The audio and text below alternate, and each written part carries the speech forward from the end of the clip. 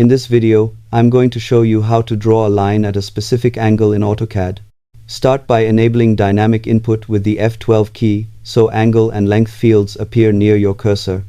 Next, activate the line command and click to specify the starting point of the line. Move your cursor in the desired direction and press the Tab key to switch to the angle input field.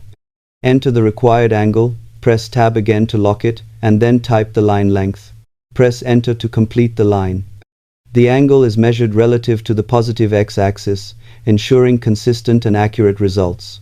This method is ideal for creating precise geometry in architectural, engineering, and technical drawings.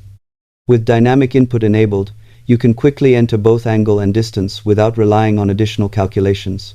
It also helps reduce drafting errors by allowing you to define exact values before placing the line. Thanks for watching, and happy drafting in AutoCAD.